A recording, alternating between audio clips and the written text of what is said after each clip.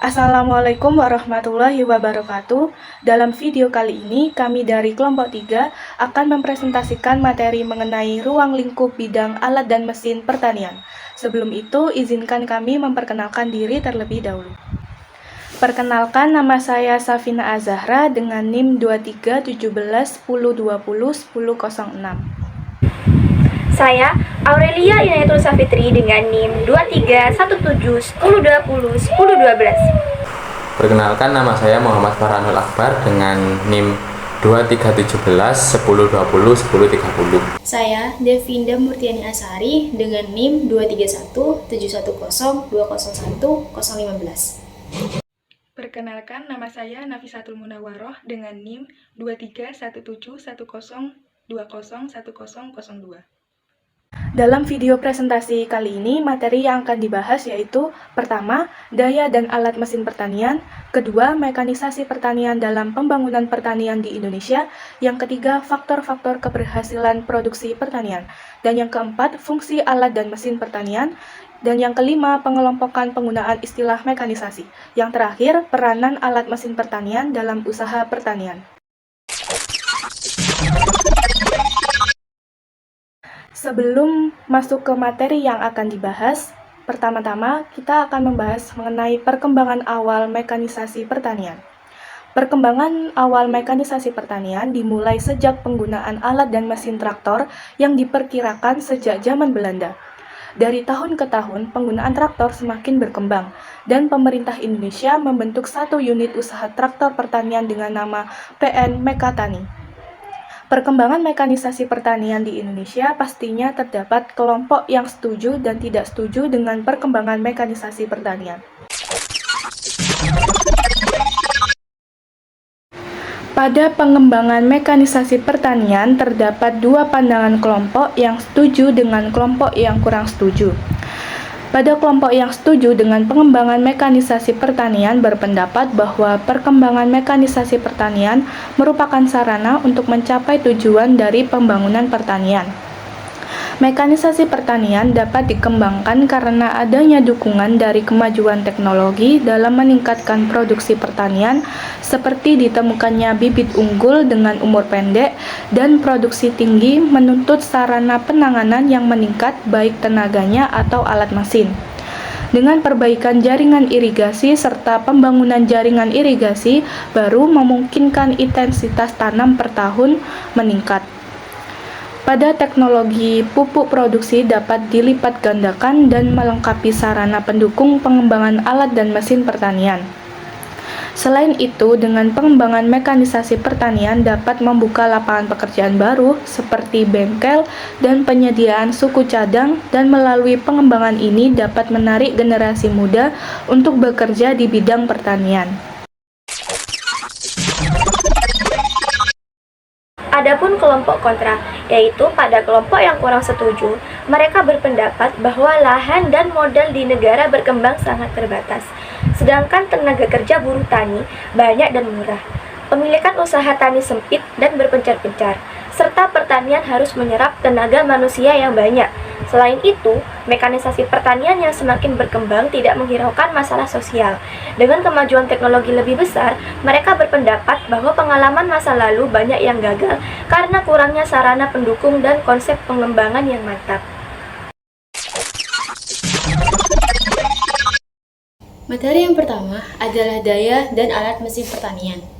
Daya dan alat-alat mesin pertanian terdapat dua ilmu yang terkait, yaitu agricultural engineering, merupakan penggunaan dan pemanfaatan bahan dan tenaga alam untuk pengembangan daya kerja manusia dalam bidang pertanian demi untuk kesejahteraan umat manusia. Yang kedua adalah agricultural mechanics, adalah kegiatan penggunaan alat dan mesin pertanian yang digerakkan baik dengan tenaga manusia, tenaga hewan, tenaga motor, maupun tenaga mekanis lainnya.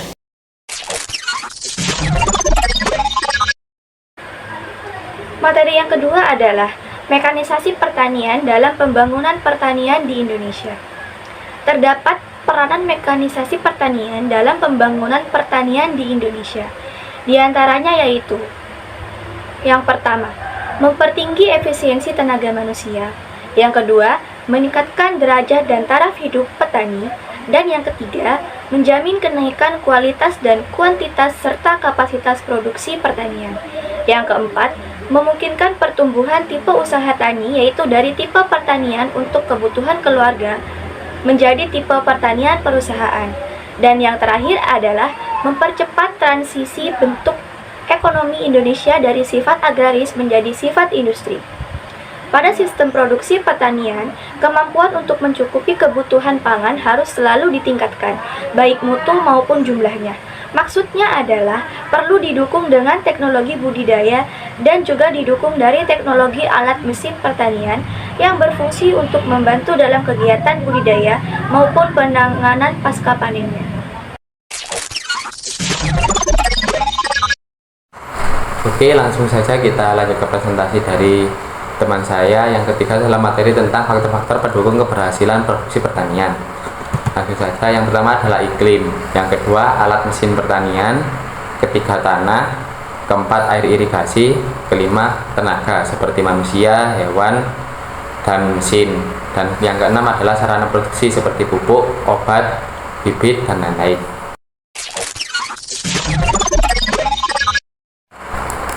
Oke, melanjutkan materi yang sebelumnya. Yang keempat adalah materi tentang fungsi alat dan mesin. Apa saja fungsi alat dan mesin? Yaitu mencakup 1. Pembersihan lahan, 2. Pengolahan lahan, 3. Penanaman, 4. Pemeliharaan, 5. Pemanenan, dan 6. Processing hasil.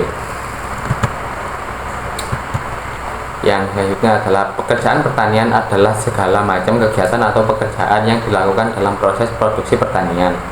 Dalam hal ini, tidak semua kegiatan yang dilakukan dalam suatu usaha tani adalah pekerjaan pertanian.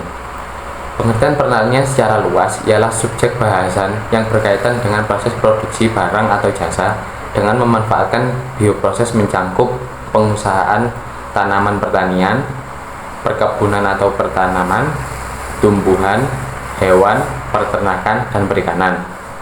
Sedangkan secara sempit atau tradisional ialah pengusaha tanaman apa saja untuk diambil manfaatnya.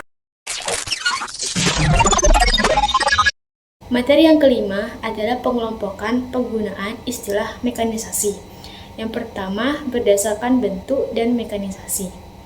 Kriteria bentuk dan mekanisasi yang digunakan. Yang pertama adalah alat. Bentuk dan mekanismenya sederhana. Yang kedua, mesin. Bentuk dan mekanismenya lebih kompleks. Yang kedua, berdasarkan tenaga penggerak. Kriteria tenaga penggerak. Yang pertama, alat, umumnya manual. Yang kedua, mesin, umumnya mesin. Yang ketiga, berdasarkan jumlah proses. Yang pertama, kriteria jumlah proses. Alat, yaitu sedikit. Mesin, yaitu banyak.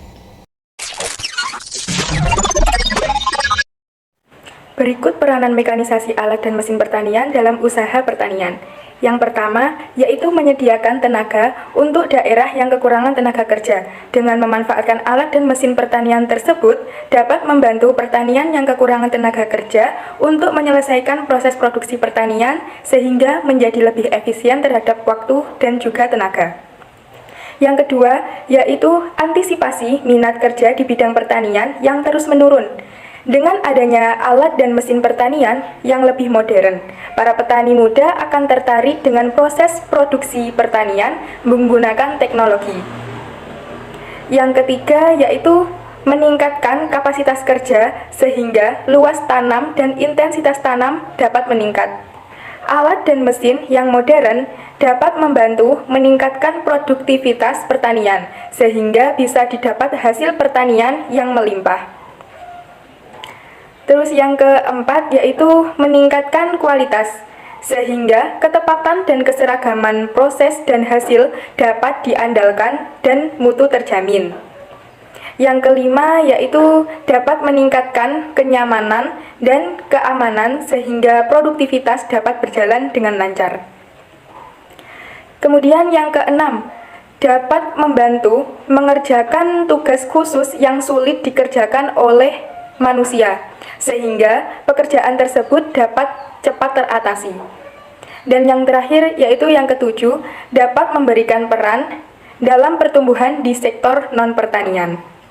Demikian presentasi dari kelompok 3 mengenai ruang lingkup bidang alat dan mesin pertanian. Mohon maaf bila ada salah kata mengenai presentasi kami. Terima kasih. Wassalamualaikum warahmatullahi wabarakatuh.